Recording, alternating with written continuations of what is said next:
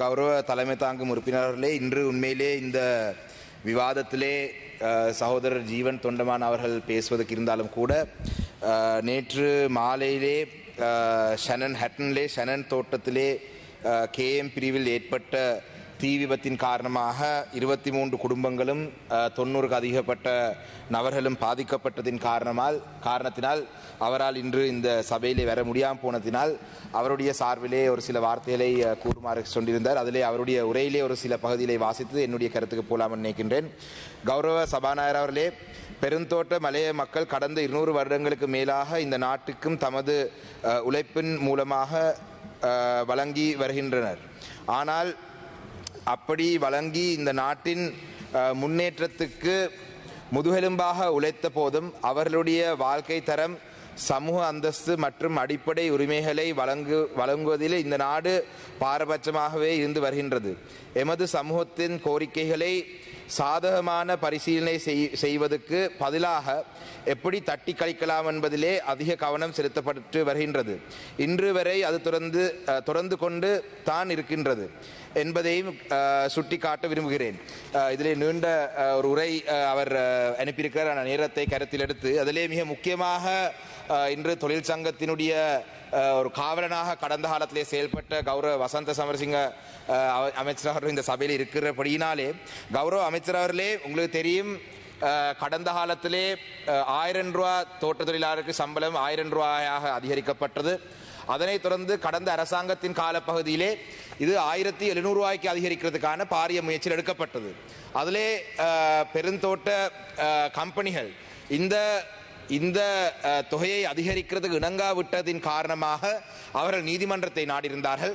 அதனைத் தொடர்ந்து அந்த வர்த்தமானியை ரத்து செய்து 2024ஆம் ஆண்டு மீண்டும் நான் நினைக்கின்றேன் சம்பள நிர்ணய சபையின் ஊடாக மீண்டும் பேச்சுவார்த்தைக்கு ஈடுபட்டார்கள். அந்த நேரத்திலே கௌரவ அமைச்சர் அவர்களே, உங்களுடைய தொழிற்சங்கம், அதாவது உங்களுடைய கட்சியினுடைய தொழிற்சங்கம், அந்த தொழிற்சங்கத்தினுடைய பெயர் உங்களுக்கு தெரியும், தொழிற்சங்கத்தினுடைய பெயர், உங்களுடைய தொழிற்சங்கத்தினூடாக 2136 ரூபா, சரியா நான் சொல்றது? 2136ද 2163ක්ද ඔබතුමාලගේ ට්‍රේඩ් යුනියන් එකෙන් ප්‍රපෝස් කරේ? 2136ක්. ඔව්, ඇමතුමා මං හිතන්නේ 2136ද 2163ක් හරි 2136ක් හරි. தற்போதைய தேசிய மக்கள் சக்தியின் தொழிற்சங்கமான அகில இலங்கை தோட்ட தொழிலாளர் சங்கம், ඒක ඔබතුමාලගේ ட்ரேட் யூனியன் එක, මේ ඔබතුමාලගේ ட்ரேட் யூனியன் உங்களுடைய சங்கம், உங்களுடைய தோட்ட தொழிலாளர்களான சங்கம் 2136 ரூபா சம்பளத்தை விட்டு நாங்கள் எதுக்குமே இணங்க மாட்டோம் என்று கடந்த காலத்தை சொன்னார்கள். ஆனால் இன்று ஜனாதிபதியினுடைய உரையிலே 1700 ரூபா என்று குறிப்பிடப்பட்டிருக்கு. கடந்த காலத்தில் உங்களுக்கு தெரியும் 1350 ரூபா அடிப்படை சம்பளமாகவும் 350 ரூபா ஒரு கொடுப்பனவாகவும் கொடுக்கிறதுக்கே பாரிய எதிர்ப்பை சொன்னார்கள். 1700 ரூபா தான் இப்போ உங்களுடைய வரவு செலவு திட்டத்தில் சொல்லப்பட்டிருக்கு. அப்ப நீங்கள் ஆட்சிக்கு வர முதல், நீங்கள் அரசு அதிகாரத்துக்கு வர முதல் நீங்கள் எடுத்த நிலப்பாடுக்கும் இன்று இந்த நிலப்பாடுக்கும் இடையிலே எப்படி வித்தியாசம் வந்தது? இந்த சபையிலே கவலையாக இருக்கின்றது. மலையத்தினுடைய மக்கள் இந்த அரசாங்கத்தை நம்பி உங்களுக்கு வாக்களித்திருக்கிறார்கள். இந்த அரசாங்கத்தை நம்பி வாக்களித்தாலும் கூட இந்த அரசாங்கம் இந்த மக்களை மீண்டும் ஏமாற்றுகிறார்கள். இதோரு ஏற்றுக்கொள்ள முடியாத ஒரு விடயம். ஆக குறைந்தது 1700 ரூபாய் சம்பளத்தை பற்றி கூட அரசு ஊழியர்களை எடுத்தால் ஏப்ரல் மாதத்திலே இருந்து அந்த சம்பள உயர்வை தார் என்று சொல்லியிருக்கிறீர்கள். ஆனால் தோட்ட தொழிலாளருடைய விடயத்திலே ஏன் அந்த விளக்கத்தை கொடுக்கவில்லை? இன்று தோட்ட தொழிலாளருடைய மக்கள் உடைய வாக்கால இந்த பிரதிநிதிகளை உங்களுடைய 159 இந்த குழுவினருடைய எண்ணிக்கை அதிகரிக்கிறதுக்காக மட்டும்தான் நீங்கள் பயன்படுத்துகிறீர்கள் என்றதை மிக தெளிவாக தெரிகின்றது. ஏனென்றால் இல்லாவிட்டிருந்தால் இந்த மக்களுக்காக உண்மையிலே கேர் செய்திருந்தால் வர்த்தகர்களுக்கு நீங்களும் உதவி புரிகிறதுக்கான நடவடிக்கை தான் எடுக்கிறீர்கள். மிக கவலையான ஒரு விடயமாகவே நான் இதை பார்க்கின்றேன். என்றால் இந்த மக்கள், உங்களுக்கு தெரியும், இந்த நாட்டிலே பொருளாதாரத்தை கட்டியெழுப்புவதற்கும் அந்நிய செலவாணியை கொண்டு வருவதற்கும் கடுமையாக பாடுபடும் ஒரு இனம்தான் இந்த எங்களுடைய மலைய மக்கள். அப்ப இந்த மக்களுடைய இந்த அடிப்படை தேவைக்கு நீங்களும் துணை நிற்காதது மிகவும் கவலை தரும் விடயம். அந்த வகையிலே எதிர்வரும் உள்ளூராட்சி மன்ற தேர்தல் வரும் பொழுது இந்த மக்கள் உங்களுக்கு வாக்களித்து இந்த சபைக்கு அனுப்பிய உங்களுடைய இந்த மக்களே உங்களை விரட்டி அடிப்பார்கள் மலையத்திலே. நீங்க மலையத்தை நீங்கள் இழந்து விட போறீர்கள். இன்று நான் இந்த சபையிலே உரையிலே கேட்ட பொழுது இந்த விடயங்களை தட்டி கேட்க கூட முதுகெலும்பு இல்லாத பிரதிநிதிகளை தான் NPP ஊடாக அந்த மக்கள் தெரிவு செய்திருக்கிறார் என்று அந்த மக்கள் இனம் கண்டிருப்பார்கள். ஏனென்றால் இந்த சபையிலே தங்களுடைய கட்சியினுடைய நிலப்பாடுக்கு மாறாக ஒரு கருத்து கூட சொல்ல முடியாத அளவில் அவசான். அதே போலதான் இந்த கௌரவ ஜீவன் தொண்டமானுடைய உரையிலே ஒரு பகுதியை வாசிக்கின்றேன். இன்று அதிகமான அடக்குமுறைகளை நிலவுகின்ற ஒரு தொழில் துறையாக பெருந்தோட்ட தொழில்துறை காணப்படுகின்றது. தோட்ட முகாமையாளர்களின் தான் தோன்றித்தனமான அடக்குமுறையில் மலேக சமூகம் முகம் கொடுக்க வேண்டின்றது. தோட்ட முகாமையாளர்கள் அங்கு வசிக்கின்ற தொழிலாளர்களையும் குடியிருக்கும் மக்களையும் அடிமையாக நடத்துகின்றார்கள். இந்த முகாமையாளரை பற்றியும் தொடர்ச்சியாக சொல்லிக் கொண்டு வரும் முடியும். அதனால தான் அந்த மக்களுக்கு அந்த காணி உரிமை வேண்டும் என்று சொல்லி பேசுகிறார்கள். கௌரவ அமைச்சர் சரோஜா அவர்களும் இருக்கிறீங்க, உங்களுடைய அரசாங்கத்தை பற்றி சொல்லுங்கள். வாக்கை மட்டும் எடுத்து இந்த மக்களை ஏமாற்றி விடாமல் தயவு செய்து இந்த மக்களுக்காக நீங்கள் குரல் கொடுக்க வேண்டும். அதே போலதான் இன்னும் பல விடயங்கள் சகோதரர் எழுதி தந்திருந்தாலும் கூட அதுகளை எல்லாம் பேசுவதற்கு இந்த நேரத்தில் இடமில்லை. அதே போலதான் மிக முக்கியமாக இந்த மாகாண சபை முறைமை, மாகாண சபை தேர்தலை பற்றி ஒரு சில வார்த்தைகள் சொல்ல வேண்டும். கடந்த டிசம்பர் மாதம் ஜனாதிபதியை தமிழரசு கட்சி நாங்கள் சந்தித்த பொழுது ஜனாதிபதி சொன்னார், மாகாண சபை தேர்தலை கடந்த தேர்தல் முறையிலே நடத்துவதற்காக நான் கடந்த பாராளுமன்றத்தில் கௌரவ சுமந்திரன் முன்வைத்த அந்த தனிநபர் பிரேரணை நான் கொண்டு வரப் போகிறேன் என்று சொன்ன பொழுது இல்லை, அது அரசாங்கமே செய்யும் என்று சொன்னார்கள். உள்ளூராட்சி மன்ற தேர்தல் நடக்கிறதுக்கு எல்லா ஆயத்தங்களும் நடந்திருக்கு. ஏன் இன்னும் மாகாண சபை தேர்தலை நடத்துவதற்கு தயார் நிலைக்கு கொண்டு வருவதற்கு அந்த சட்டத்தை நீங்கள் கொண்டு வரவில்லை? இதுக்கு நீங்கள் கட்டாயமாக பதில் சொல்ல வேண்டும்.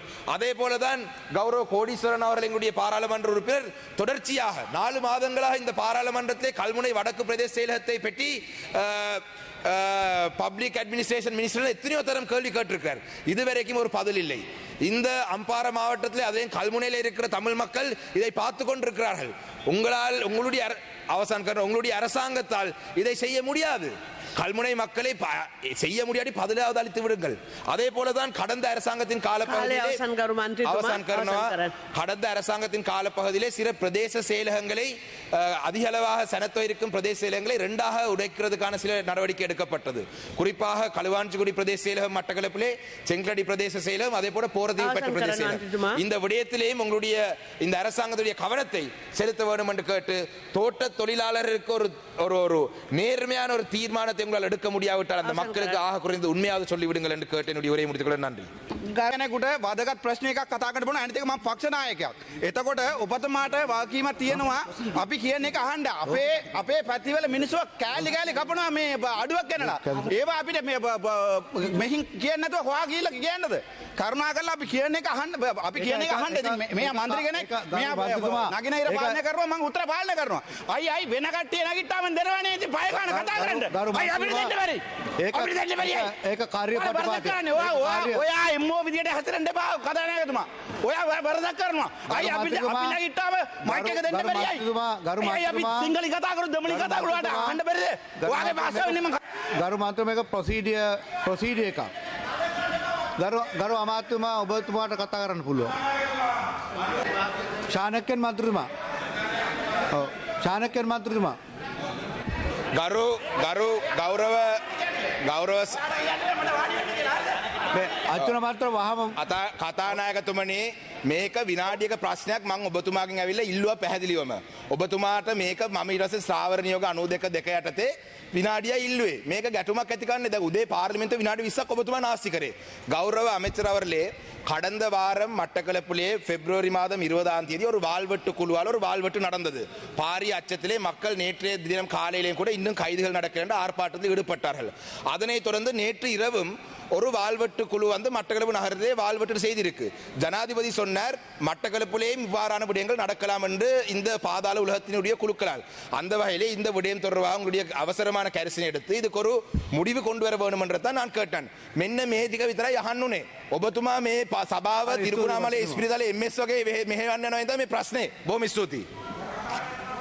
ගරු අච්චුන මන්ත්‍රීතුමා.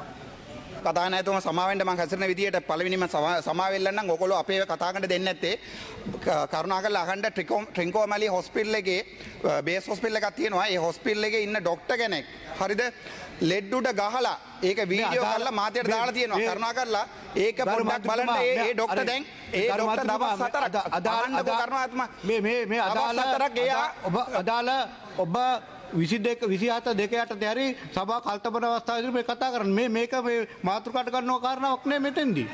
ගරු